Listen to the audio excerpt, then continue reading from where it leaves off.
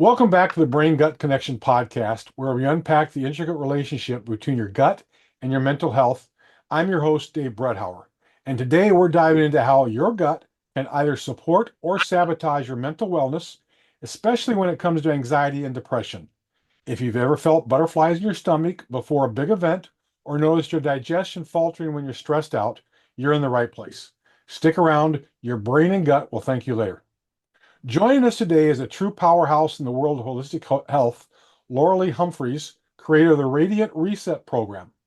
Loralee is all about freeing women from the chains of stress, emotional eating, and digestive issues that are often rooted in anxiety. She's a licensed spiritual health coach, a certified Reiki master, and a woman who has been there and done that. After battling her own gut and emotional health, she's dedicated her life to helping other women find peace, mind, body, and gut. Today, she'll be sharing her insights on how stress-filled jobs and toxic relationships can literally make you sick to your stomach and how to reclaim control through natural healing. Welcome, Loralee. Thank you for having me. It's good to be here. Looking forward to the conversation. So let's start off here. Can you share us what you led to create the Radiant Reset program? Well, I've always come to health and healing from a holistic perspective, primarily from as a result of my experience and understanding how my emotional health and mental anxiety affected my physical health. And so when I decided to become a health coach, I knew I needed to pull all of these different pieces together in a holistic bundle so that my clients can really understand it's not just what you eat. It's not just the physical, because we are so much more than just physical bodies. We are energetic beings. There's a whole dynamic behind the scenes, so to speak, that we can't see and touch with our physical senses.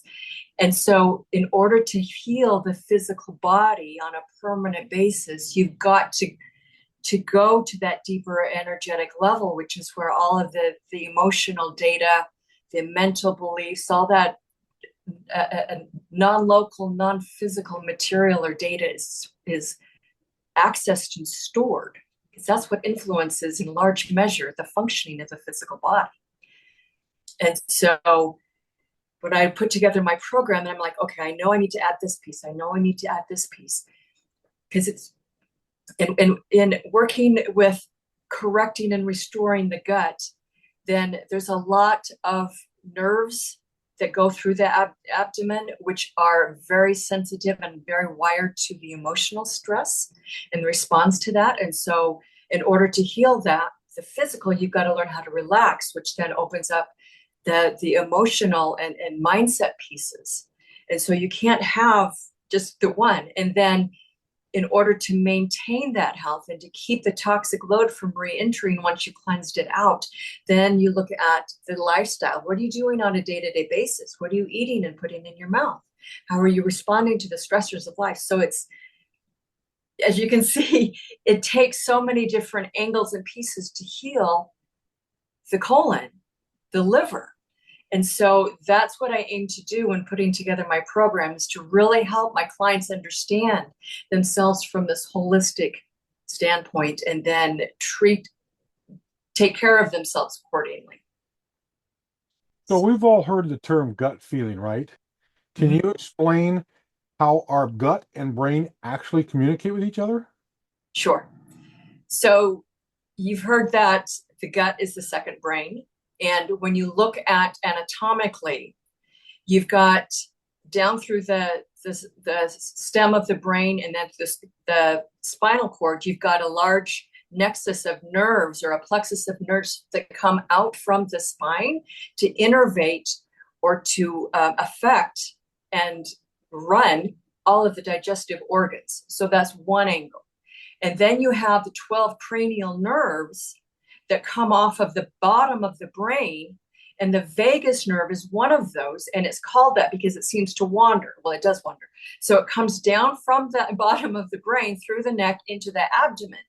And that, again, greatly affects the functioning of the nerves, of the organs. And so you've got nerves from two angles coming into the abdomen. There's a lot of sensory information there. It's also known as our instinctual intuition.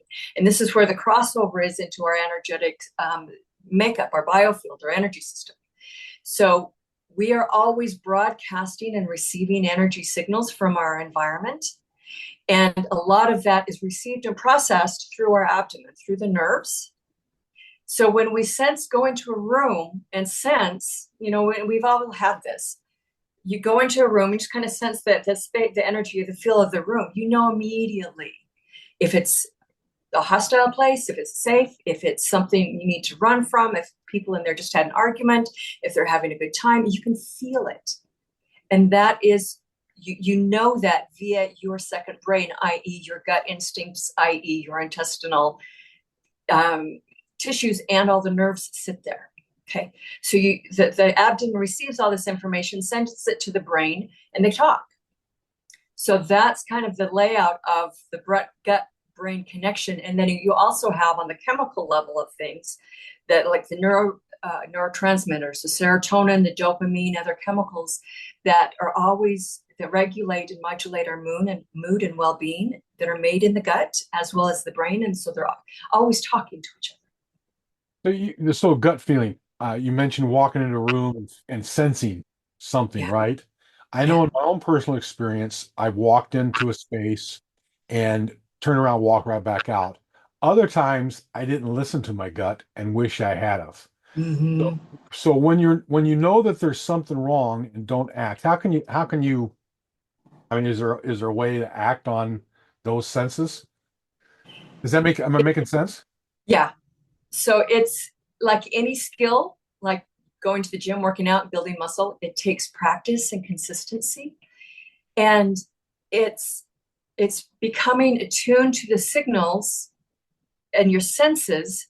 It's so automatic that we just don't think about it. So becoming aware and conscious of it, then it's becoming attuned to that. And a big piece in that is trusting yourself.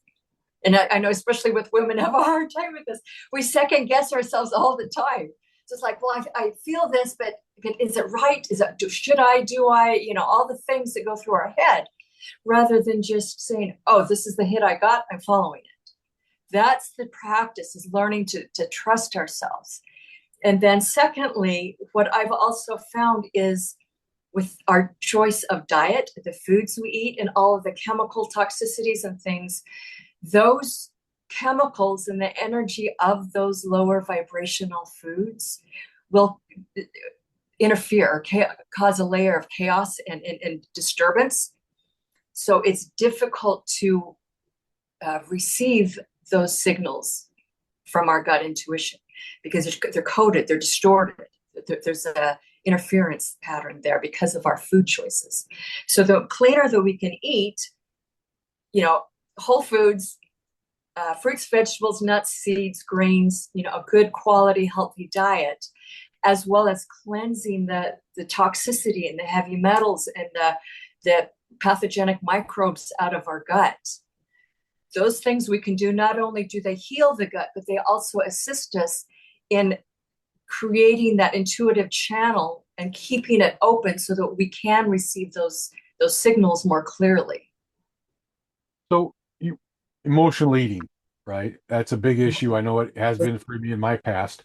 So how does anxiety fuel that behavior, and what steps can we take to break the cycle?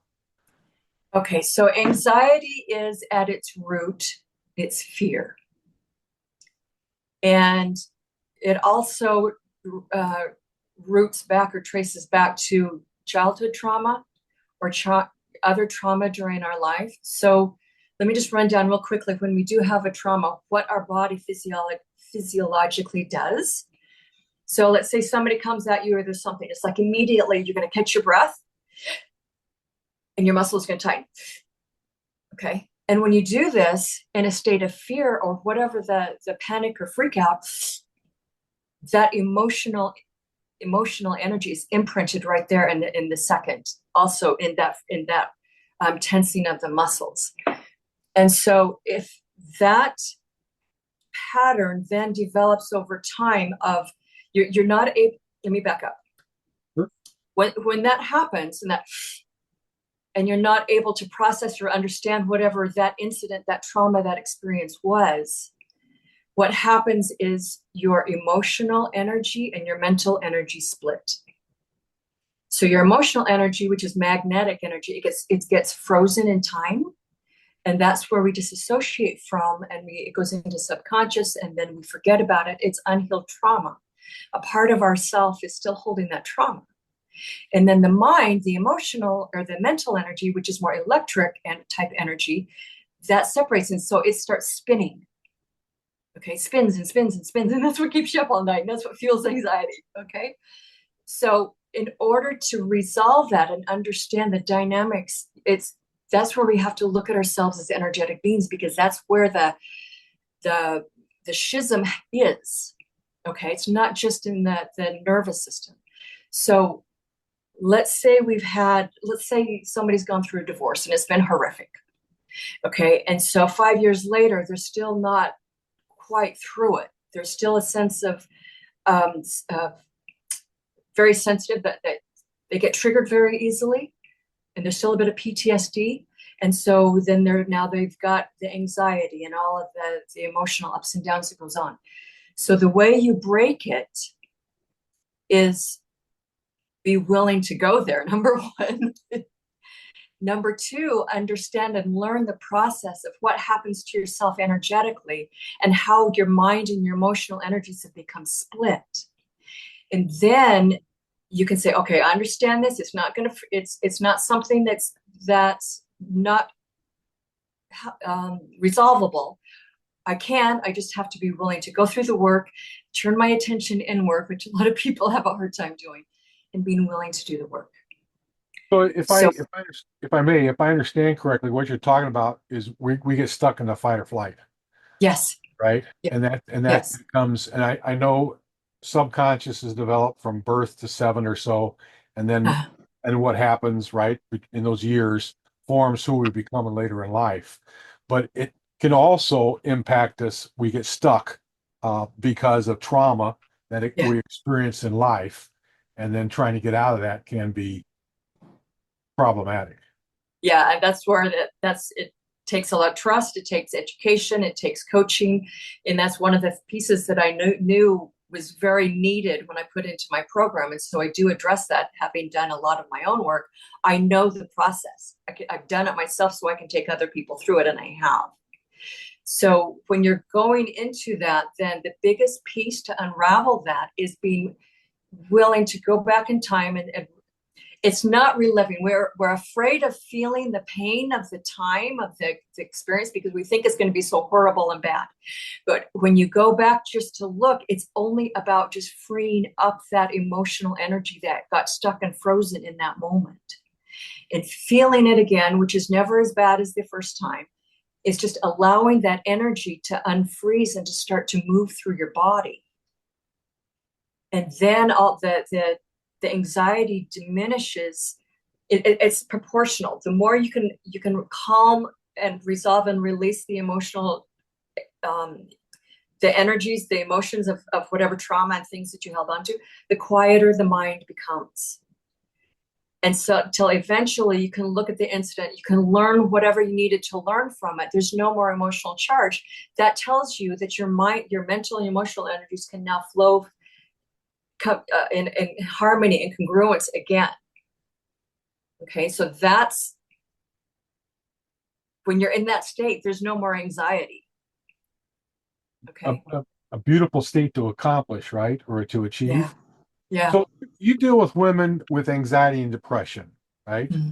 What are some of the more common gut health issues that you see in your patients, in your clients? With my clients, a lot of them so there's blood sugar issues, there's weight, there's a lot of bloating, just general irritable bowel irritation, a lot of constipation. So many people are constipated.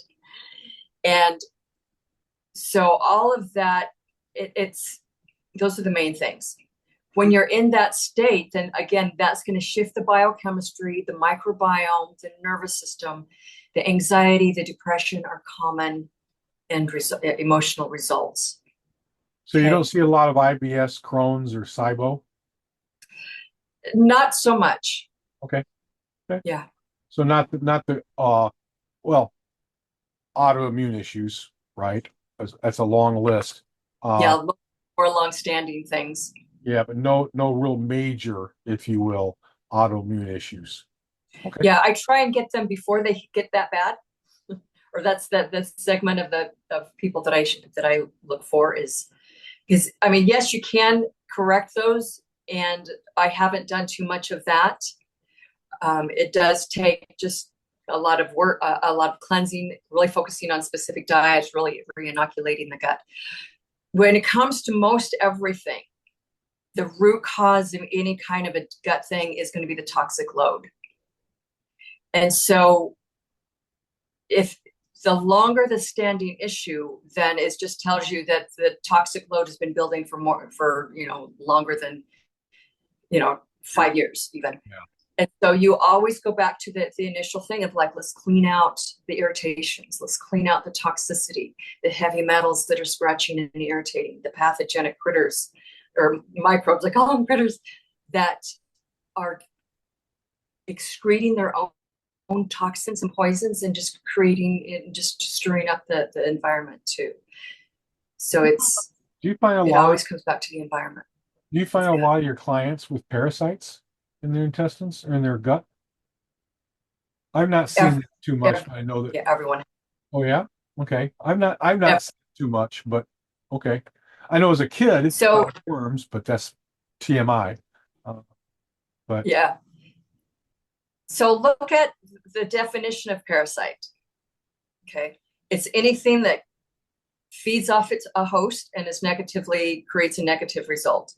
So any type of pathogenic like microorganism, yeast, liver flukes, the lungworms, the tapeworms. Yeah, not everybody would have like the big lungworms, like what we typically think of as parasites. But when you look down at the microscopic organisms, literally everybody has them. And the more toxic our environment has become and the food supply has become, then the more toxic load it is, or that we've gotten more parasites. You can even think of information as parasitical. Does it do detriment to your well-being? Our environment's parasitical. Do they suck the life out of you? Are relationships to other people toxic? Could you view them as parasites? yeah, That suck the life out of you. So it's being willing to look at how do you define parasite? Okay.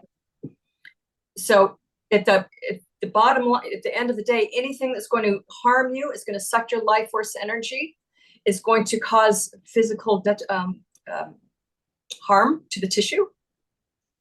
That could, then you could define that as a parasite. And so then you would need to take measures to cleanse and detoxify, to remove those things, sometimes those relationships, out of your life. Sure. Okay. Thanks for that. So let's go back to food for a second here. So let's talk about traditional diets, the quick fix diets. Why don't they work? Traditional diets, oftentimes there could be an imbalance of the nutrients. So let's take, for example, keto or paleo. That's been a big push for a long, long time. And yes, it has helped many, many people. There's no discounting that. Okay. The question then becomes long-term, can you sustain it? Is that something that's going to give you longevity, as in quality of life, into your hundreds? Our body is built to live until we're at least 120, 130. How many people actually do that? And so diet has a lot to do with that. So if it's too focused into one of like the carbs, the fat, the protein for too long of a time, and that's going to be an individual marker, then it creates an imbalance of other things that the body needs. And so then people start to suffer. What I like to also refer to or look to is the blue zones. Are you familiar with those? No. Okay. So there's a study done, it's been several years ago now, of looking at different cultures and their diets and what worked and what cultures or areas had the most centurions in them, and how did they live, how did they eat, their quality of life, their energy levels, all the things, and holding that as a standard of this is how you live in a healthy way for as long as the body can and really thrive and enjoy your life. Okay. So those areas became known as the blue zones. One of them is in Okinawa, Japan, and where there's a lot of women that, and men too, but I think it was more, they looked more at the women on this one, where they lived to over 100. And so they said, well, what are you doing? How are you eating? What are you living? Or what's your diet? And a lot of it was the traditional Japanese diet where there's a lot of vegetables. There was fish and seafood, animal product, but there wasn't a ton. And then they walked every day. They had a good community around them, healthy relationships. So that was one. There's in Southern California, I want to say, what is it, Loma Linda? I want to say like the Seventh-day Adventist community that's in Southern California. That's considered another one because there's so many Centaurians there. And in that particular one, their diet was slightly different because they're mostly vegetarian. But there was still a lot of, in all of the blue zones, they found a lot of commonalities of good, strong relationships and community. They're walking, moving. They had a purpose in their life, and their diet had a lot of vegetables, nuts and seeds, legumes, with not a lot of animal products. So it was kept in proportion. And so that's what I go to in terms of talking about the different types of diets. Of if there's specific short-term things that you need to do to restore, rebalance, and heal, then yes, go for it. And then just know in the long run, you may have to make some changes because your body's going to be needing different things at that point. Okay. So let's shift gears here. Let's talk about the natural laws of health and how they relate to mental and gut health. Okay. So think of how people lived like 150 years ago before big pharma came along. Sure. People didn't, how did they take care of themselves? What did they do? They didn't run to big pharma for everything because pharma didn't exist. Okay. So in looking at what other ancient cultures did prior to 1880, also looking at these blue zones, referring to those communities again, it's like, how do they take care of themselves? And so you find across the board things that stand the test of time.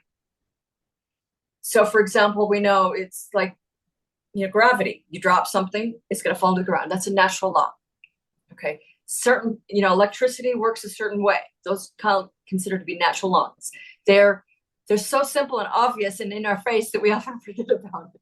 Okay. So when it comes to our health, the natural laws of health, then firstly, or one of them, we look at the quality of water. It's obvious we don't live without water. So then how much water are you drinking? What's in it? Is it good filtered quality water that's going to flush you out? We've mentioned a lot about relationships, and they can be either life supporting or they can be tear you down and wipe you out. Okay. So again, looking at all these different cultures over the ages, healthy, supportive, loving relationships is known to keep people alive longer, or it supports health. Okay. And that's always been a stable. Okay. So that's another law of health. Okay.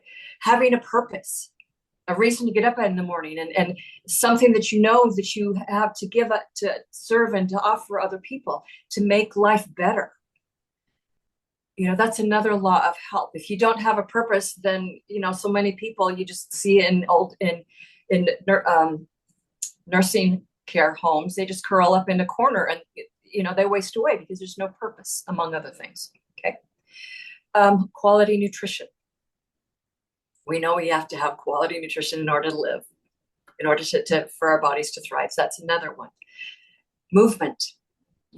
Life is movement. If you don't move, then pretty much there's nothing, after all, nothing happens. Things atrophy. Okay. So those are some of the natural laws of health, of just basic common sense things that we all know we need to be doing. And yet how often do we skip or compromise or say, oh, I'll just have this donut over here and instead of a good meal because I'm in a hurry? And we always find ways to talk ourselves out of just living the basic principles of what people have done for thousands of years to maintain health and a quality of life. And so it comes to a commitment to live that way. Okay. So let's go back. You have a history of in working with Reiki healing. So Yeah. let's talk how energy healing addresses emotional and digestive issues for a little bit. Okay. So this comes back to understanding ourselves as energetic beings. Okay.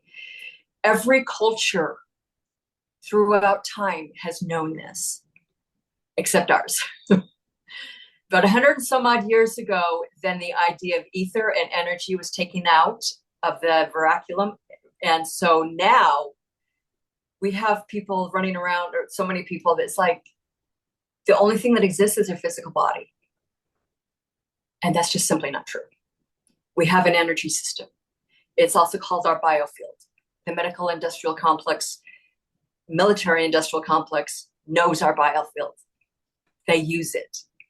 So it behooves us to understand our own energy system and what we can do with it to heal ourselves. Okay, so the number one is like admitting we are more than just our physical body. We have a biofield. You can tap into it. You can understand it. Okay. The structure of the biofield is that along the spine, there are nodal points. When you look at an anatomy chart, you can see a lot of nerve plexuses come off the spine near the neck, the shoulders, the gut, the reproductive organs. Those those nerve plexuses are also where there's an endocrine gland. Okay. So you're talking chakras here, right? Yes. Okay. Yes. So you've got the nerve, the endocrine gland, and then the energy node, or the energy center. Okay. Those are all lined up into the same areas along the spine. They affect the health of the tissues in that area.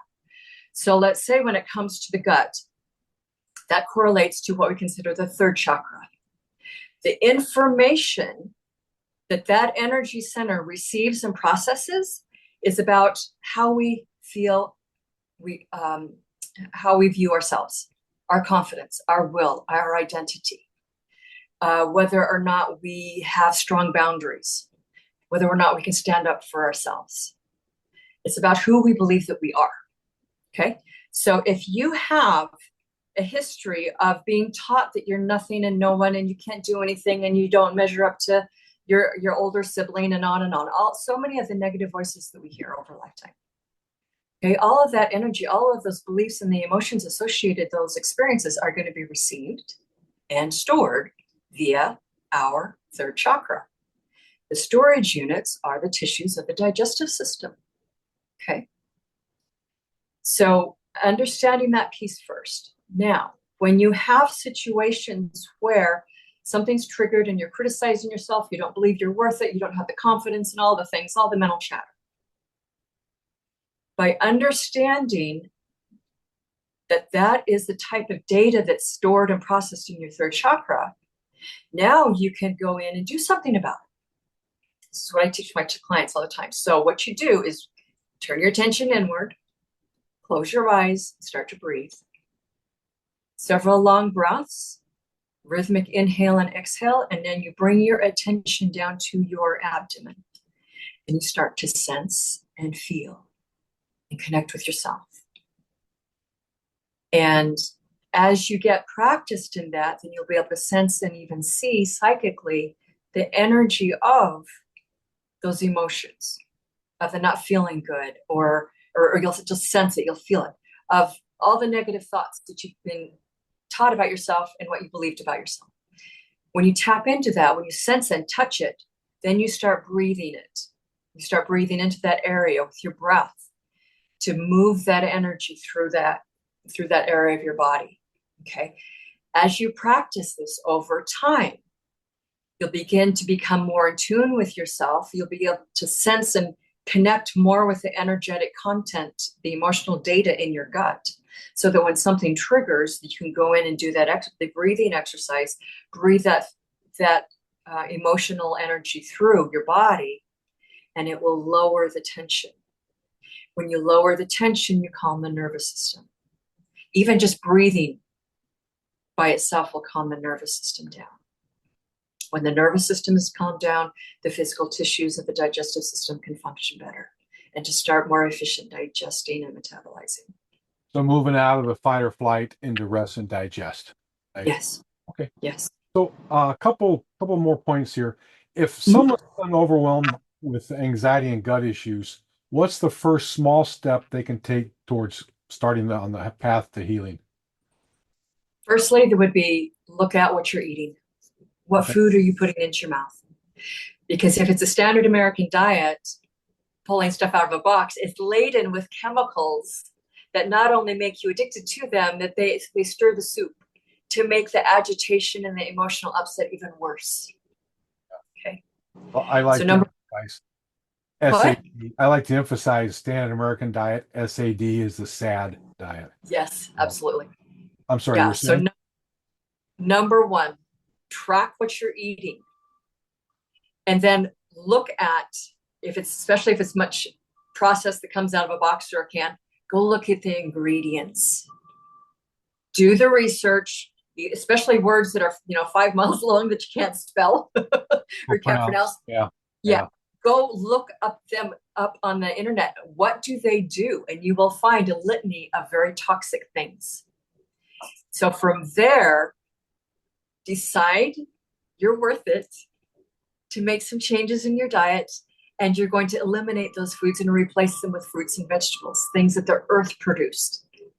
Not a manufacturing plant, but a plant with whose roots are stuck in the dirt, okay? Yeah. That alone, just changing the diet, can make a big change and shift in how a person feels, and how mentally calming them down, emotionally balancing them out, and it begins just a natural daily cleansing action. Okay. And then from there, there's other things, but number one is become aware of what you're putting in your mouth. Okay. So you've created a free guide for the listeners. In there, what's the most surprising insight they're going to find out about their gut health? The root cause, the toxic load of what is underlying all gut issues, and how, which I find kind of interesting too. Yes, people will talk about the toxic load, and the need for cleansing isn't always addressed. Okay. But so my guide introduces what that is and what you can do to start to cleanse and resolve that root issue of the toxic load. So I encourage the audience to go get it if they would like to know more about that. Yeah, I did a blood test years ago, and I was amazed at the heavy metals. Yes. The lead, the arsenic, etc., that you find. And most of the stuff is naturally occurring, but still, how much of it came from my diet, right? Yeah. Okay, so let's wind this up. Do you have any last words if you'd like to share with the listeners? I would say just be willing to view yourself from a broader perspective, that oftentimes there's nothing wrong with you. Oftentimes it's just, there's pieces of information you haven't been able to plug together to make a mosaic of understanding of, oh, this is what my body's doing. This is who I am. This is what I'm about. And in my view, a lot of it is the fact that we are energetic beings. We have an energy system. And so be willing to explore that and how that connects to the physical health and influences it. I like that description. Nothing wrong with this, just missing pieces of information. Okay, well, thanks for your time, Loralee. Very much appreciate you. It's been a great time talking to you. Yeah. And for my listeners, so ends another episode. I'll be back soon with another show and hopefully more information that you'll find valuable. So we'll say goodbye for now, and look forward to seeing you guys in the near future. Thank you. And